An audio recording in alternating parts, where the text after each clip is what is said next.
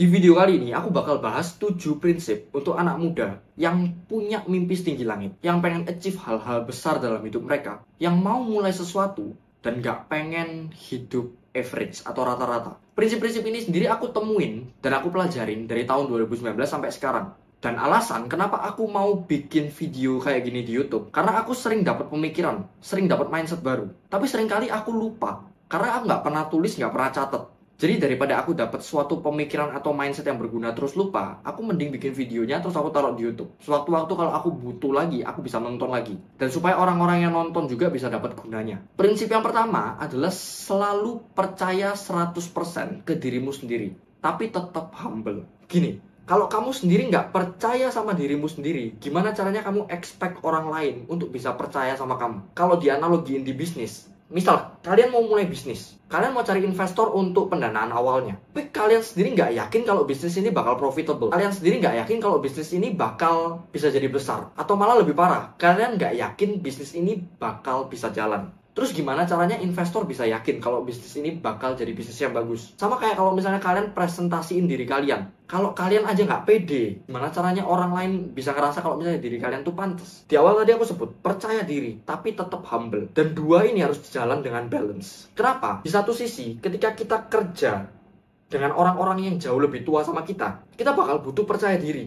Kita nggak boleh ngerasa terintimidasi waktu kerja-kerja sama mereka. Oke, kita bahas humble side-nya. Tadi aku bilang kan, kalau misalnya kita anak muda, harus balance. Kita harus percaya diri, tapi kita tetap harus humble. Kenapa? Karena anak muda, kalau kita start very early, kita itu kurang yang namanya pengalaman, kita kurang yang namanya wisdom. Kita bisa pinter banget, tapi beberapa hal itu nggak bisa dipelajarin teorinya, dan bisa dipelajarin cuma dari pengalaman. Dan kita sebagai anak muda belum punya wisdom yang setajam itu untuk kita bisa hadapin banyak masalah. Jadi kita harus percaya diri, tapi kita tetap humble. Beberapa tahun lalu aku sempat jadi student ambassador selama 6 bulan di suatu company edutech. Terus dapat kesempatan 1 bulan intern jadi research analyst. Tugasnya waktu itu nganalisa saham dan bikin report. Partner kerjaku waktu itu minimal umurnya, umur kuliah, kalau nggak umur kerja. Dan di company itu ada 3 orang anak SMA, aku terus ada 2 orang lagi. Awal-awal aku masuk ke company itu, awal-awal aku mulai kerja sama banyak orang yang umurnya itu 5 tahun di atas aku, 9 tahun di atas aku, bahkan belasan tahun di atas aku. Aku ngerasa I'm not good enough. Aku sempat ngerasa minder, karena aku ngerasa belum cukup pintar, karena masih terlalu muda. Tapi aku dapat suatu wisdom, dapat suatu pengertian kayak gini. Justru kalau misalnya aku jadi yang paling muda di sana, itu salah satu privilege atau keuntungan buat aku. Karena pemakluman kalau kita salah, itu jauh lebih kita dimaklumi kalau misalnya kita salah di usia muda.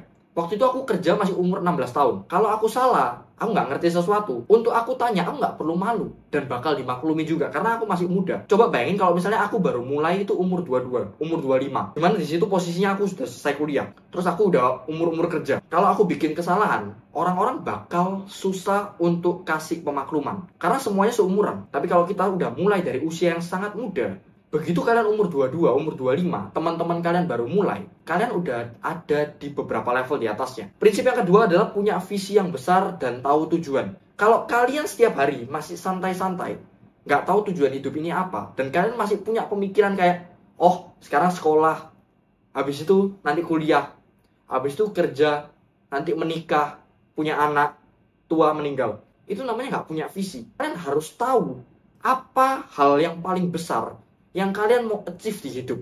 Impact seperti apa yang pengen kalian bikin selama kalian ada di dunia ini. Karena aku percaya kita hidup di dunia untuk bermanfaat sama orang lain, untuk kita bisa kasih impact ke orang lain. Dan aku percaya hidup kita itu nggak cuma untuk menikah, hidup kita nggak cuma untuk punya anak terus tua terus meninggal. Pasti ada satu hal, satu alasan kenapa kita dilahirin di sini. Kalau kalian misal mau keluar kota, katakanlah dari Surabaya ke Jakarta, kalian tahu harus lewat mana aja. Karena kita tahu tujuan akhir kita. Sama kayak hidup.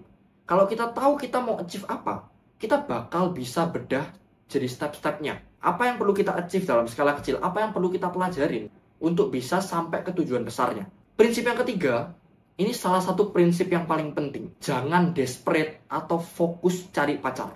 Aku percaya jodoh atau pasangan itu bakal sama atau mirip-mirip dengan kita. Secara value, secara pemikiran, secara ekonomi, dan semuanya. Seiring meningkatnya value dalam diri kita, kemungkinan potensi kita bisa dapat pasangan yang high value juga itu semakin besar. Dan kenapa aku bilang jangan fokus cari pacar dan jangan desperate cari pacar? Karena seringkali pacaran itu ganggu kita, ganggu fokus kita untuk bisa kerjain apa yang jadi visi hidup kita. Kalian mungkin tahu cerita Simpson dan Delilah. Simpson ini digambarin sebagai karakter yang kuat. Dia punya rambut panjang, dan rahasia kuatnya itu ada di rambutnya. Kalau sampai rambut dari Simpson ini, ya, itu dipotong, Simpson bakal hilang kekuatannya. Dan Simpson nurutin itu. Sampai suatu hari datang seorang cewek namanya Delilah. Dia ngerayu Simpson supaya Simpson kasih tahu rahasia dari kekuatannya. Awalnya Simpson nggak mau. Terus habis itu Simpson bohongin dia. Terus si Delilah ini ngambek-ngambek. Akhirnya Simpson ini luluh. Dia kasih tahu rahasia dari kekuatannya dia. Harusnya kan ini dia nggak lakuin itu. Tapi dia ngelakuin gara-gara lagi jatuh cinta. Akhirnya rambutnya dipotong, hilang kekuatannya. Sama kayak kita, anak muda. Akan banyak Delilah-Delilah yang datang ke hidup kita. Bikin kita jadi nggak fokus. Bikin kita jadi kompromi ke hal-hal yang harusnya nggak kita kompromiin. Harusnya kita lagi ngerintis bisnis. Harusnya kita lagi bikin prototipe dari bisnis kita. Tapi kita nggak lakuin itu. Kita nggak jadi lakuin. Kita jadi nggak fokus sama bisnis kita. Gara-gara fokus cari pacar. Atau kita kompromi ngelakuin sesuatu demi pacar kita. Makanya jangan fokus cari pacar. Nanti pacar juga bakal datang sendiri kalau misalnya value kita meningkat. Kayak yang udah aku bahas tadi. Yang keempat, pilih orang-orang yang dekat sama kamu. Kalau ada orang ngomong, temenan harus sama semuanya. Tapi orang yang kelilingin kamu, harus kamu pilih-pilih, itu benar. Itu nggak salah. Kita harus baik ke semuanya. Kita nggak boleh jahat sama orang. Tapi kita harus pilih-pilih orang yang dekat sama kita. Hidup kita bakal upgrade atau hidup kita bakal downgrade. Itu semua berdasarkan orang-orang yang ada di sekeliling kita. Kalau kita kelilingin diri kita sama orang-orang yang punya mentalitas korban, mentalitas nggak mau disalahin, terus dia selalu ngerasa dirinya itu korban keadaan. Keadaan yang bikin dia kayak gitu. Itu bakal ngerusak kamu. Terus orang-orang yang bikin kamu nggak pede untuk jadi diri kamu sendiri. Lingkungan yang misalnya kamu ada di situ, kamu nggak berani ceritain mimpi kamu, karena mereka bakal ketawain. Ya udah, keluar aja dari lingkungan pertemanan kayak gitu, karena mereka juga nggak bakal jadi apa-apa anyway. Ada lagi orang-orang yang nggak suka lihat temennya berhasil. Jadi kalau misalnya ada temennya yang mulai sukses, mulai berhasil, dia kata-katain, dia berusaha narik temennya itu untuk kembali lagi ke level dia, karena dia nggak suka. Dia ngerasa kita dari level yang sama kok. Kenapa kamu lebih bagus dari aku sekarang? Yang nggak bermanfaat di hidup kamu. Orang-orang kayak gitu bisa kalian cut dari kehidupan kalian. Prinsip yang keempat, mulai investasi. Mungkin kalian udah sering dengar compounding interest. Compounding interest itu benar adanya. Semakin awal kita mulai investasi, di endingnya itu bakal semakin gede. Jadi konsep dari compounding interest ini sendiri, misal kamu punya modal, kamu punya uang, kalian investasiin ini, misal di suatu aset, katakanlah saham, modal 1 juta, dapat untung 10%, jadi 1.100.000. Keuntungan selanjutnya, kalau misalnya kalian dapat untung 10% lagi, untungnya itu digulung,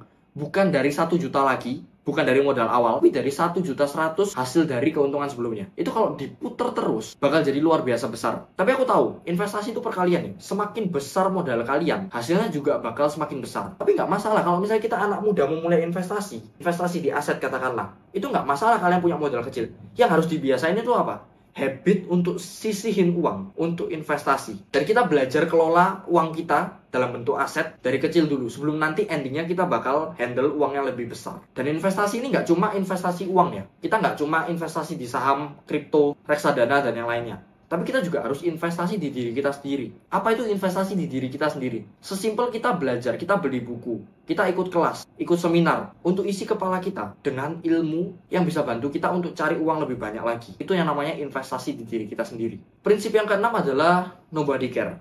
Maksudnya nobody care ini apa? Anak muda itu sangat rentan dengan yang namanya omongan orang. Kita itu seringkali gak jadi mulai sesuatu. Bahkan kita ngubah rencana kita gara-gara kita diomongin orang. Padahal ya, kalau misalnya kita pikir secara gambar besar, kalau kita tarik sudut pandang kita dari jarak yang lebih jauh, orang-orang yang ngomongin kita itu bakal lupa dengan apa yang mereka omongin gak sampai 5 menit setelah mereka ngomong. Dan gara-gara omongan mereka yang kadang gak sampai 10 detik, itu bikin kamu kepikiran, bikin kamu gak mood, bikin kamu uring-uringan seharian. Itu gak make sense.